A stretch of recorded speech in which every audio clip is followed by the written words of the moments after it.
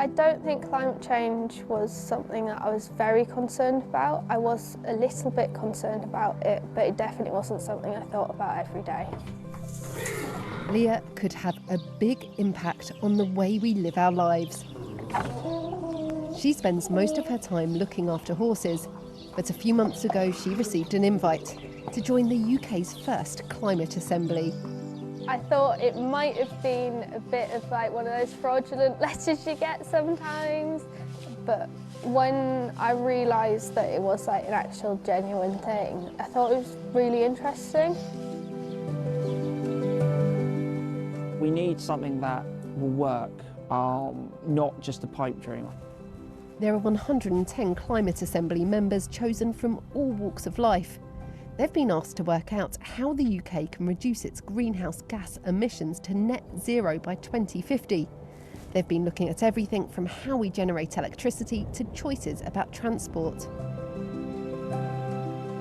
There's a lot of different opinions on how we should go about getting to net zero, and we don't always agree. Left leg forward, check your alignment as well. You could be in London and public transport could be all electric, and you could be in a rural area where there may be no public transport, so you have no choice but to have a car. Morning, Dr. Morning. Morning. Ibrahim, a GP, says each Assembly member brings a unique perspective. So what changes would they make to cut emissions? I think it's much better to buy British and focus on buying British rather than foreign imports. I would probably look to probably eating less meat and probably get better cuts. I drive an American Mustang, and I'm not looking to change that at any time soon.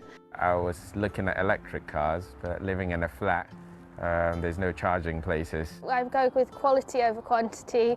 I buy clothes that are more expensive and last longer. There's no financial benefit of improving your house more environmentally. It doesn't add value to your house. At home, I would like to make changes, turning the heating down just by a couple of degrees and making the kids put their jumper on.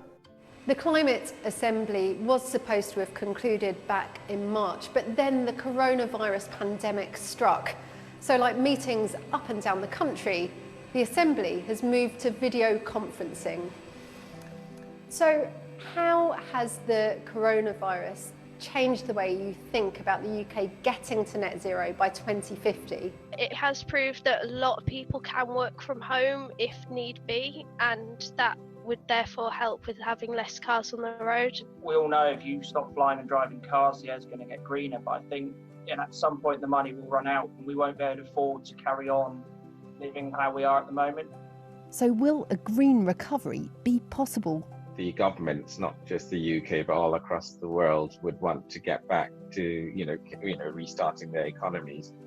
And the key fear is that all the climate change policies would all be pushed to the background. That this is a brilliant opportunity to just restart in an entirely different way, focusing on more green jobs, retraining people, and if we can get something positive out of this negative, is that we can get to net zero maybe even quicker than 2050. With the Assembly meetings now almost complete, the next step will be a report of recommendations that will be submitted to the government. If you get a chance to influence how government policies are made, that you should be able to do it, and it's really important that the government hears the voice of the people.